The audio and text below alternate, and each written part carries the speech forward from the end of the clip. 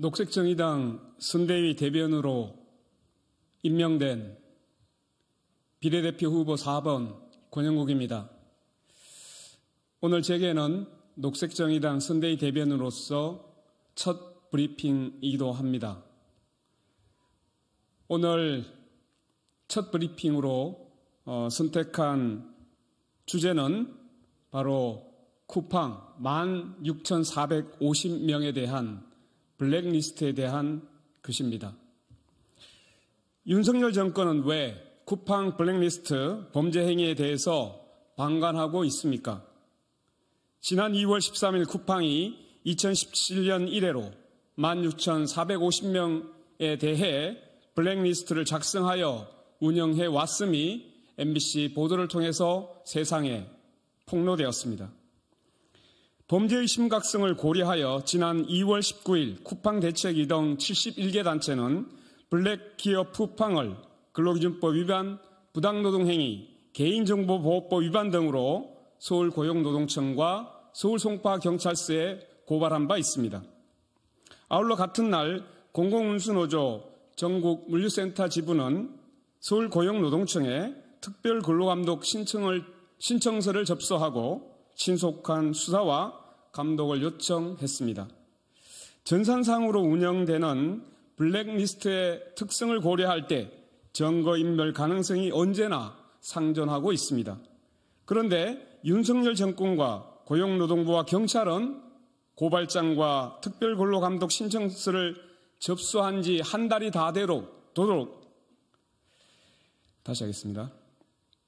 그런데 윤석열 정권과 고용노동부와 경찰은 고발장과 특별근로감독 신청서를 접수한 지 한 달이 다 지나도록 쿠팡 블랙리스트의 존재를 확인하기 위한 어떠한 조치도 취하고 있지 않습니다. 쿠팡 풀필먼트 서비스는 쿠팡 물류센터를 운영하는 자회사로 쿠팡과 더불어 이번 쿠팡 블랙리스트의 핵심 주범입니다. 그런데 쿠팡 풀필먼트 본사가 갑자기 이사를 간다고 노동조합에 통보를 했다고 합니다. 쿠팡과 함께 입주해 있던 건물을 떠나 다른 건물로 이사를 한다는 것입니다. 누가 보더라도 증거인멸을 시도하기 위한 명분 찾기 행위로 보입니다. 사무실 이사하면서 새 컴퓨터로 바꿨다라고 하면 얼마나 보기 좋은 핑계거리가 되겠습니까? 윤석열 정권의 법치란 언제나 정치적 반대자를 향하고 있을 뿐입니다.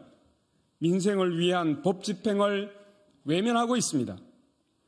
대한의사협회가 작성을 지시했다는 병원을 떠나지 않고 환자를 돌보는 전공의 블랙리스트 의혹에 대해서는 윤석열 정부는 정광석화처럼 수사에 착수했습니다.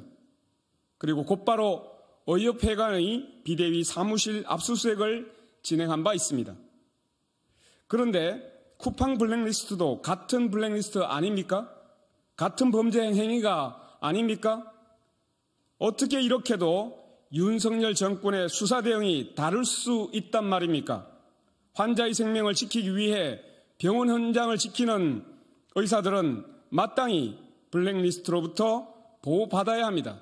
그렇다면 16,450명에 달하는 노동자들은 방치해도 된다는 말입니까?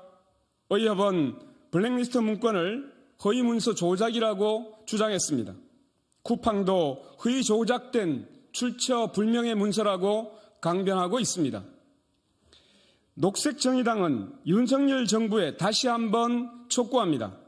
쿠팡 물류센터 노동자들도 헌법과 법의 보호를 받아야 하는 똑같은 국민입니다. 쿠팡은 매일매일 증거인멸을 하고 있을지도 모릅니다.